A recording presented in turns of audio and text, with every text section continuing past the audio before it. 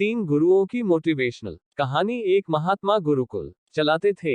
इस गुरुकुल में हजारों शिष्य उनसे शिक्षा पाने के लिए आते थे। इन कई सारे शिष्यों में से एक शिष्य ने एक बार अपने गुरु से सवाल किया। उसने कहा, गुरु जी, अगर आप बुरा ना माने तो मैं आपसे एक प्रश्न पूछना चाहता हूँ। गुरु ने कहा, हाँ, तुम मुझसे कोई भी प्रश्न पूछ सकते हो और मैं तुम्हें उसका संतोष कारक उत्तर देने का प्रयत्न करूंगा। शिष्य ने गुरु से पूछा कि आप बहुत ज्ञानी और विद्वान है, इसमें कोई दो राय नहीं है। जिस तरह हमें आपसे ज्ञान मिलता है, यानी कि आप हमारे गुरु हैं, मैं जानना चाहता हूं कि आप के सबसे बड़े गुरु जिनसे आपको जीवन का सबसे महत्वपूर्ण ज्ञान मिला, वह कौन है? गुरु ने कहा कि वैसे तो मेरे जीवन में हजारों गुरु हैं जिन्होंने मुझे जीवन के सफर में कुछ ना कुछ जरूर सिखाया है, लेकिन मैं मेरे तीन प्रमुख गुरुओं के बारे में तुम्हें बताना चाहूंगा।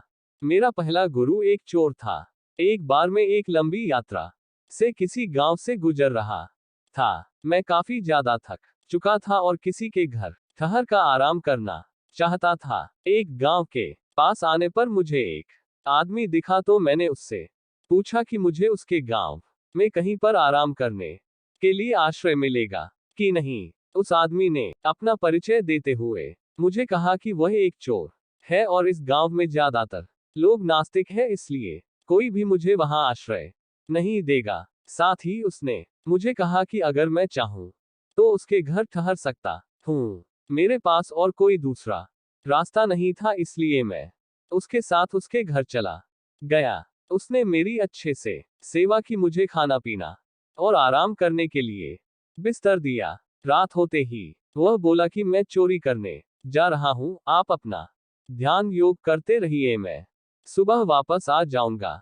सुबह जब वह वापस आया तो मैंने उससे पूछा कि उसे कुछ मिला या नहीं। उसने मुझे जवाब दिया कि आज तो मुझे कुछ नहीं मिला, लेकिन जरूर आगे कुछ ना कुछ मिलेगा। भगवान ने मेरे लिए कुछ ना कुछ सोचकर रखा होगा। एक के बाद एक कई दिनों तक मैं उसके साथ रहा और उन दिनों उसे कुछ भी चोरी का सामान नहीं मिलता, फिर भी वह भगवान से अपने आस लगाए रहता और यह उम्मीद बनाए रखता कि उसे जरूर आने वाले दिनों में कुछ हाथ लगेगा।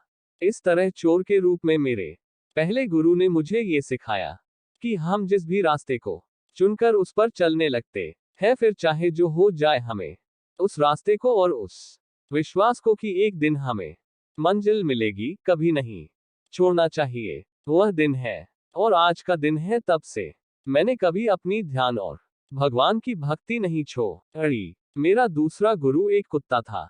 एक बार मैं किसी जरूरी काम से काफी दूर का सफर कर जंगल से गुजर रहा था। लंबे सफर के चलते मुझे बहुत ज्यादा प्यास लगी थी, इसलिए मैं वहां पर एक तालाब के पास जाकर पानी पीने लगा। उस तालाब के पास एक कुत्ता पहले से पानी पीने के लिए आया हुआ था। कुत्ता जैसे ही पानी पीने के लिए तालाब में अपना मुंह झुकता था, उसे उसका ही प्रतिबिंब पानी में दिखता। उस प्रतिबिंब को वो दूसरा कुत्ता समझकर डर जाता और पीछे हट जाता। कुछ समय पीछे रहने के बाद कुत्ता फिर से प्रयास करता और फिर से डर के पीछे हटता।